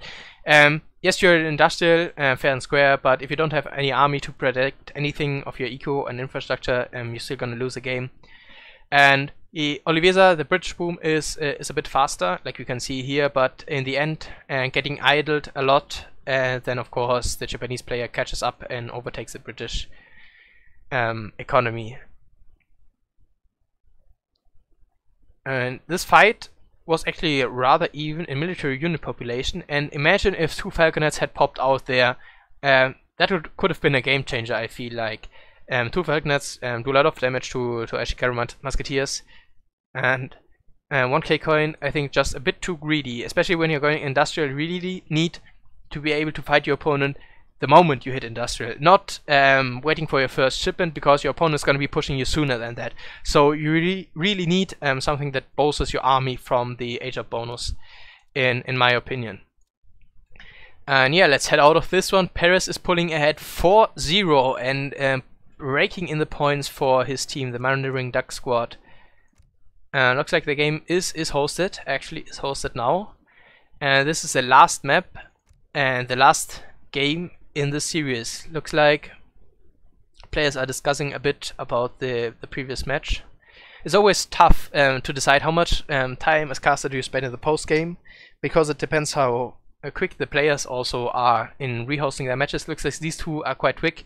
I remember a game I was casting with Harrison where he was doing like 2-minute analysis for the post game, because he knew that the players were taking a long time after the game, like probably taking breaks and breathing through and collecting themselves. So there was the time for post game analysis, but not with these two. They are moving quite quickly. The wreck is there, the map is correct, and we are heading into game number 5. I don't think the civilizations have been selected yet. Actually, Spain has been selected by Oliveza. Interesting pick. There's not there are 5 TPs or even 6 if the double route spawns, and also water is a possibility here. So I'm interested to see if we are gonna see Spanish schooners. I did mention that at the beginning of the stream, that is a possibility, and also quite a strong one, and it is unexpected and therefore in itself already strong. And it is also, even if it is expected, it is strong, I think, because just sneaking in water when you can is just like 10 or 12 villagers extra with not too much of an investment. So if you can get away with it, it's always good. Pérez can't pick Japan again. He can pick any other civilization, because of course the civilizations do get reset after game 3, but he is thinking what he wants to do. I'm thinking as well, what would you do to counter big Spain here? India.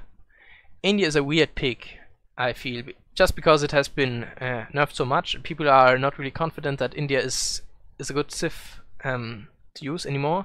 So a curious counter pick coming out from Pérez. That is no, that is not the matchup. They came up in the first lobby. And yeah, I need to remember quicker to move the score and the pop graph. And Pérez is clicking in with India.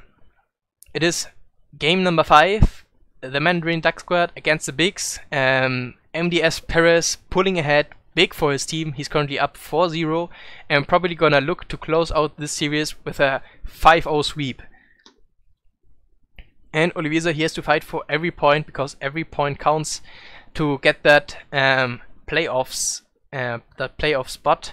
And the players are spawning in. Let's have a quick look at the map. It is Manchuria, of course, which is quite an interesting map, because there are fat gold mines in the middle, which makes map control very important in this game. Looks like the coin mines are fair, and looks also to me like the Huns are fair.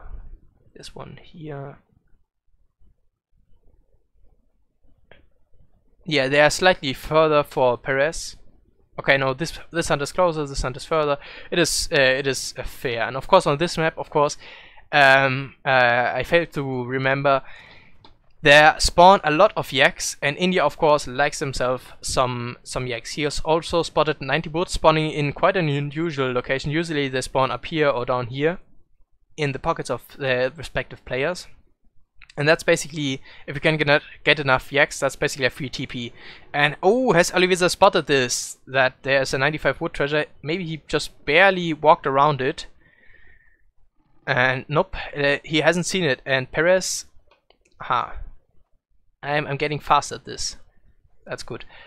Pérez just gonna pick up 390 wood, and that's huge for India because that speeds up. That's basically an 10 villager that you don't have to chop for, and that makes the H-up just so much quicker. This yak bravely scouting on its own, probably aware that his opponent's explorer is on the other part, on the other parts of the map. The dog getting some scouting down, getting shot at actually, and that's probably worth it to deny the dog because it gets shadow tagged, of course, and it's just so annoying and such a big tank, and later on even does quite good damage against everything. So getting that out of the way, quite good. And now Pérez walking over to this 85 wood treasure, and if he can get that, then the H1 becomes very skewed in his favor. And Pérez, Oliveza only has found a smaller treasure so far, some coins, some food. But the big prize are really these wood treasures. There's a 75 food over here and some 65 coin over here, and 40 wood over here, and also some bigger treasures in the middle of the map, which of course again emphasizes the importance of map control on this map.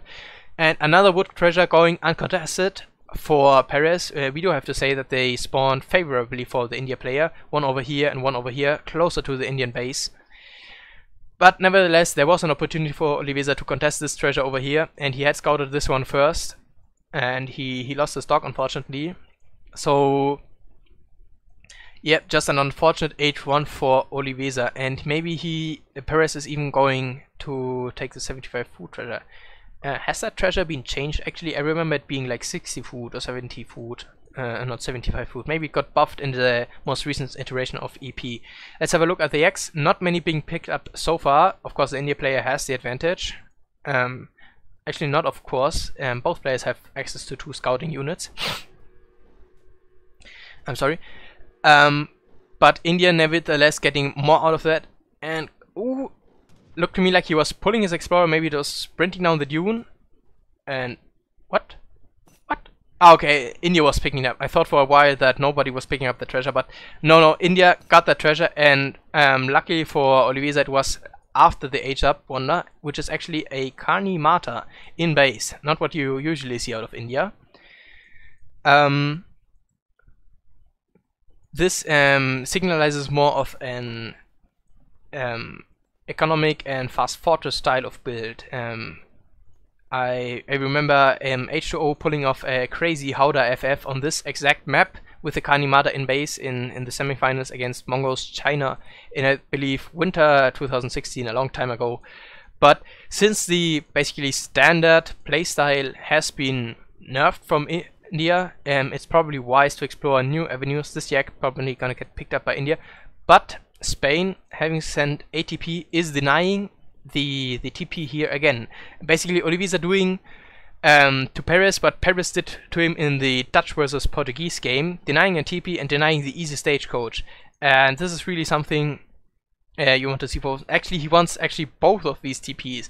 Unfortunately for him, Pérez has already taken one TP.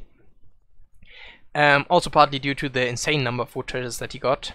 And the Outpost Wagon actually going back a bit. Not sure why. Thought there was a limit. Not sure what he thinks there is a limit on. But he is getting annoyed by that. But I'm not sure what limit he is talking about.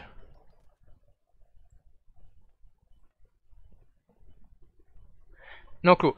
But of course, as ATP Spain, like in true Road fashion, if you ship ATP, you just take every single TP that there is, and you spam tons of shipments.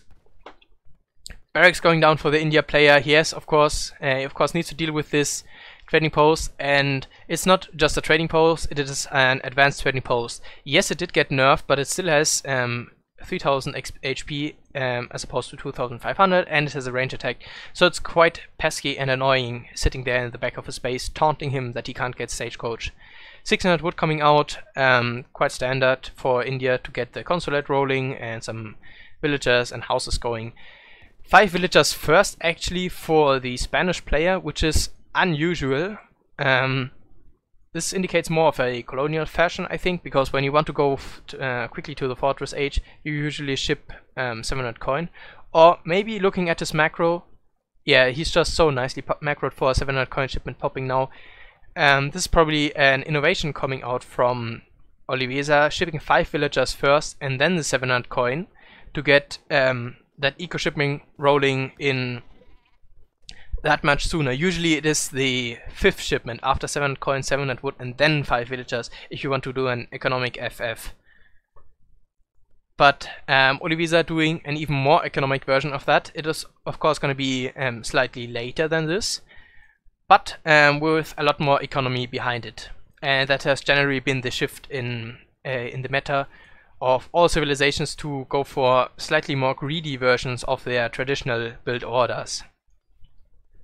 And I wonder at which point this will turn backwards and the players will have become so greedy in their build orders that the very old school rush strategies all of a sudden become very strong and very viable. Probably the British, not the British, the Ottoman consulate gonna come out here. 300 export coming in, and actually the French consulate. Oh wow, this is actually a brilliant move because it grants you grenadiers, and grenadiers have a siege range of 12, so they will not get shot down by this ATP. So Gren's actually quite potent against the ATP action that is happening here, and making good use of the elephants here, tanking with them while the sepoys siege down the TP.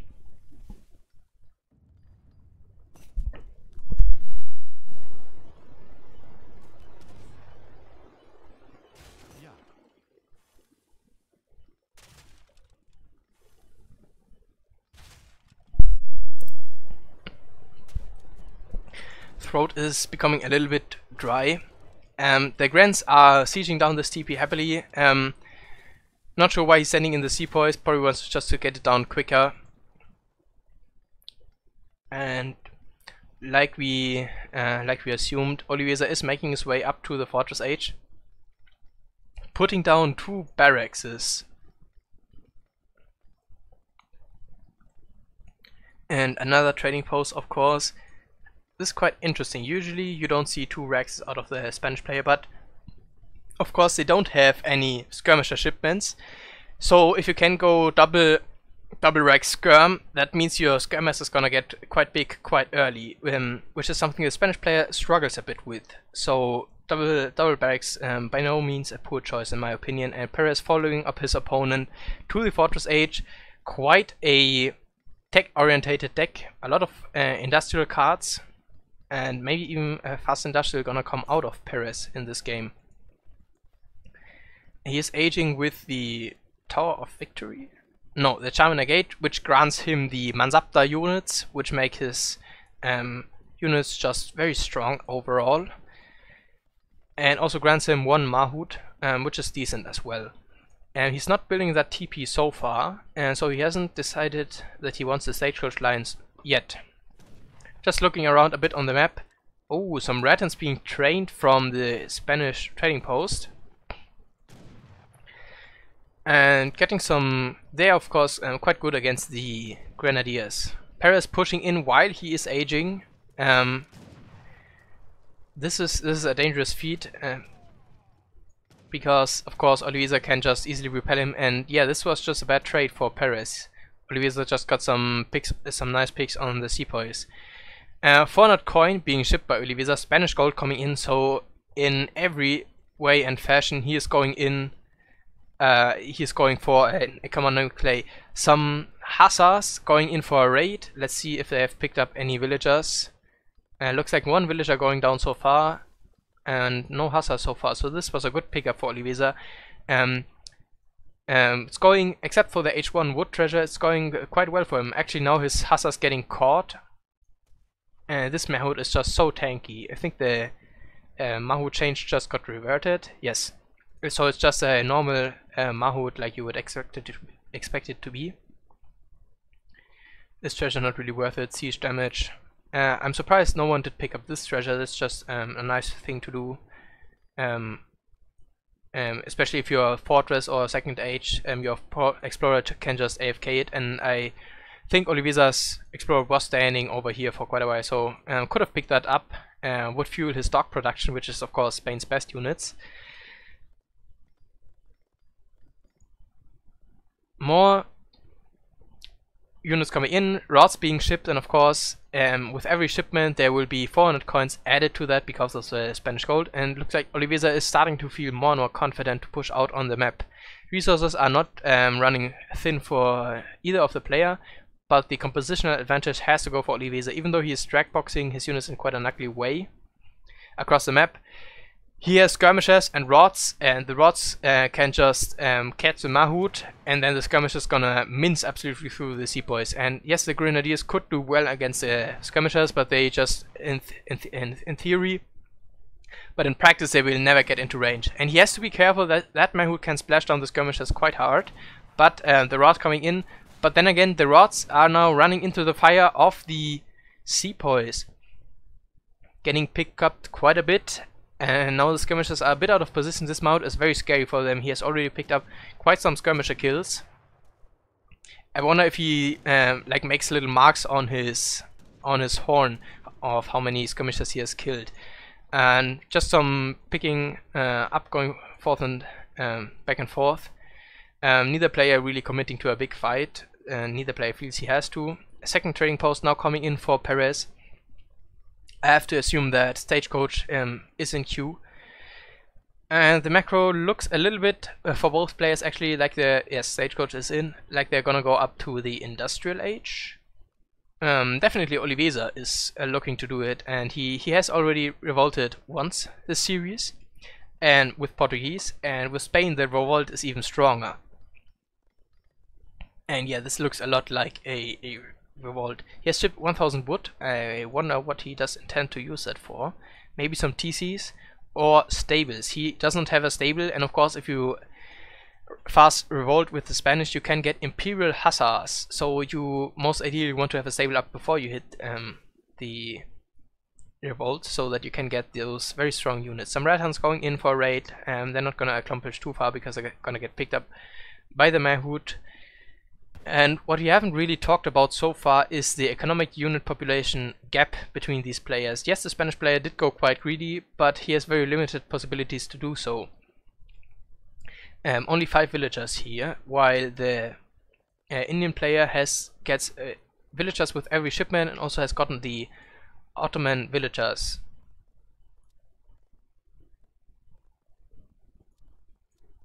Or has he not? He has only allied himself. Maybe he has not gotten the Ottoman villagers so far. Looks like more Mahouts being trained actually, and now going in. And this is quite a scary push for Pérez. Right exactly as Oliveza is aging, he wanted this push to be later, like when he hit up. But these Mahouts, if they get on top of the skirmishers, especially when they're squished so tightly together, looks like they were able to escape, but quite a few of them going down. And just look at the mill pop, this is a very scary timing. Disciplined Sepoy, they are even upgraded with the East India Company. The Mahouts consistently chasing the skirmishers, they know where their spot is, and that is on top of the skirmishers' heads. Falconet's popping out, but unfortunately right in the middle of the Sepoys, and he's just gonna get meleeed. And yeah, Oliveza commentating on how unfortunate this Falc pop went for him. He's trying to do some quick walling, but the Mahouts are slow calf, but they are quick enough to chase on the skirmishers. And yeah, it was looking quite even, quite decent, but then it just fell apart because Pérez pushed it at the exact right time and just punished the Spanish player hard for his lack of mass. And also his composition was quite decent. Mahouts just do so well against skirmishers. And the rods are not the best anti-cav because they have to get in the way, and if they have to get in the way, then of course they get sniped by the Sepoy. So that is it. That is the 5th game. Unfortunately, there's no 5th score for Pérez that I can show, but he has won the series 5-0.